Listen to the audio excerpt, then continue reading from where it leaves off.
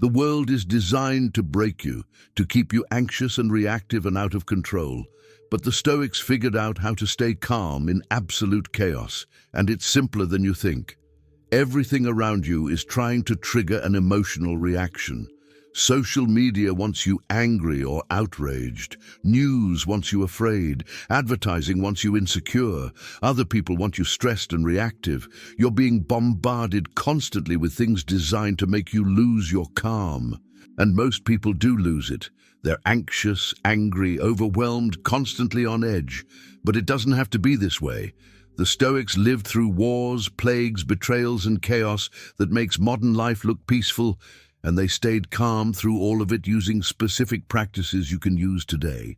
Before we get into how to stay calm, if you feel like the world is constantly pulling you out of your center, or if you struggle to maintain peace in chaos, drop a comment. Hit that like button if you're ready to learn real techniques that work, and subscribe because this could change how you experience everything.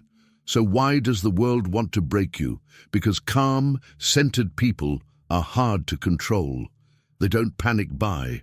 They don't click on outrage bait. They don't make impulsive decisions. They think clearly and act deliberately. Companies, media, and even some people in your life benefit from you being reactive and out of control. When you're calm, you have power. When you're triggered, they have power over you. Marcus Aurelius understood this perfectly.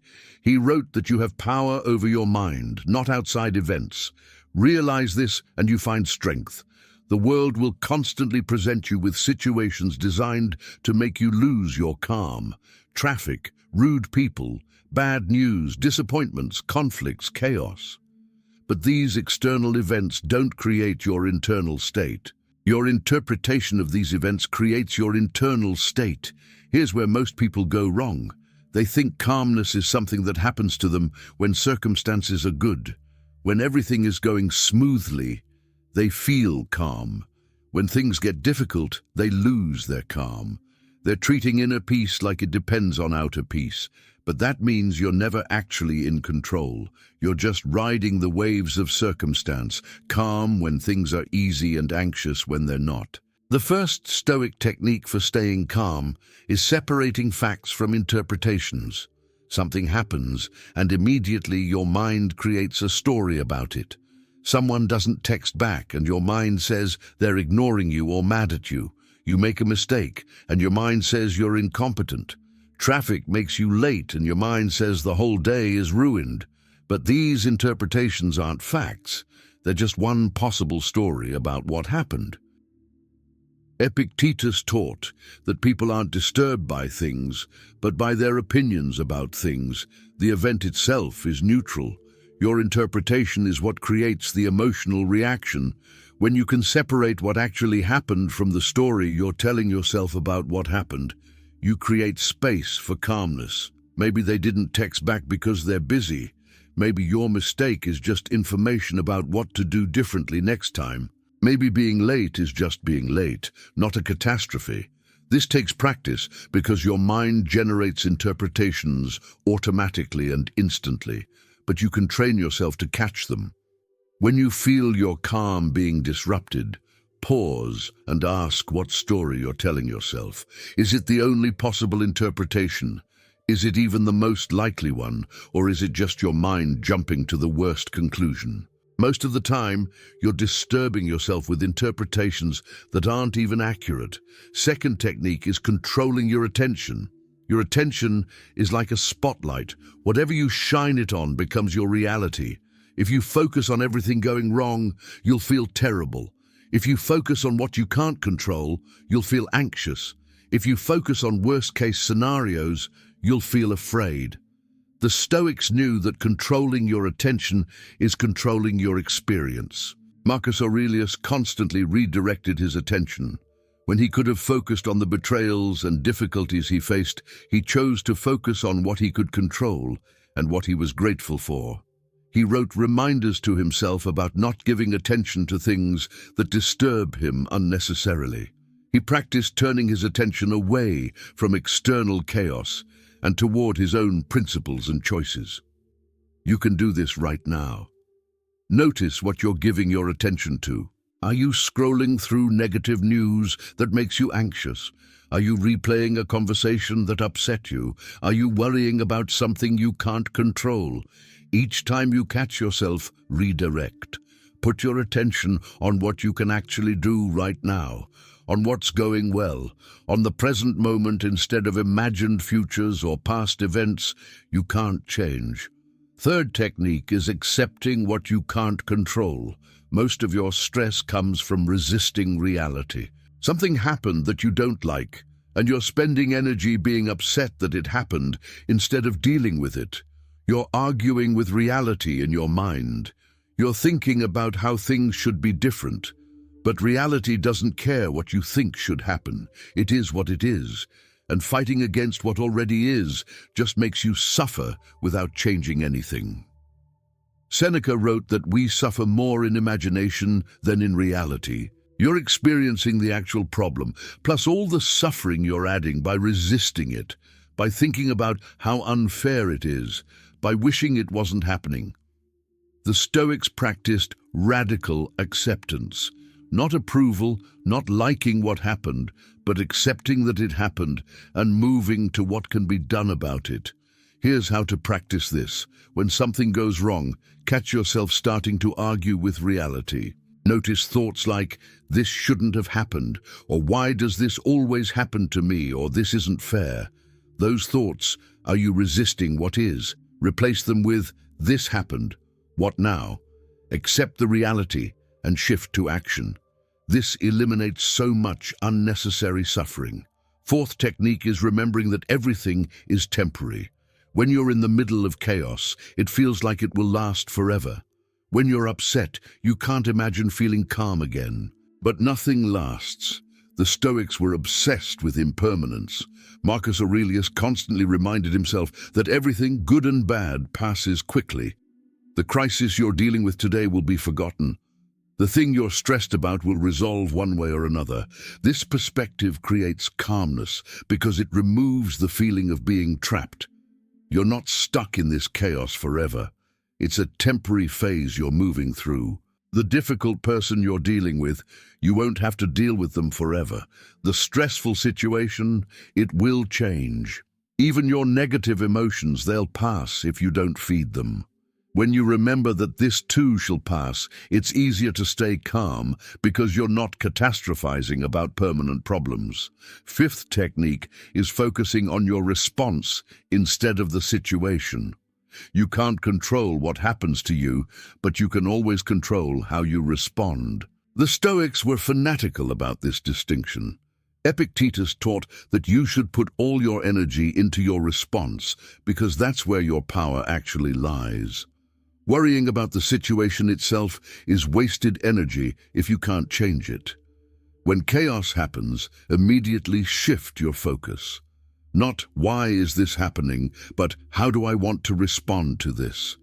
Not this is terrible, but what's the wise action here? Not I can't handle this, but how can I handle this well? This shift from victim to agent creates calmness because you're focusing on where you have power instead of where you don't. Sixth technique is preparing for difficulties mentally.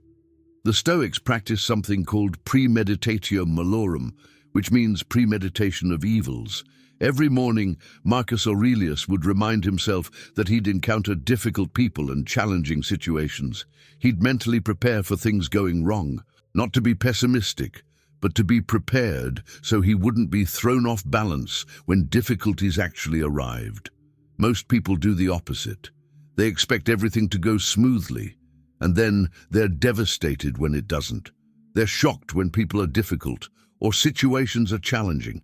But if you've already prepared yourself mentally for difficulties, they don't disturb your calm when they happen.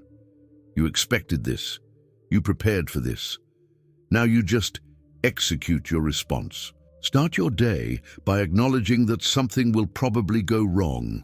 Traffic might be bad, someone might be rude, a plan might fall through. When you've mentally prepared for these possibilities, they don't trigger you when they happen. You stay calm because you're not surprised or caught off guard. Seventh technique is maintaining your principles regardless of circumstances. The Stoics knew that calmness comes from integrity. When you're acting according to your values, even in chaos, you maintain inner peace. But when you're compromising yourself, reacting emotionally, or acting in ways you're not proud of, you lose your calm even if externally things seem fine. Marcus Aurelius could stay calm in the middle of war because he knew he was acting with justice, wisdom, courage, and discipline.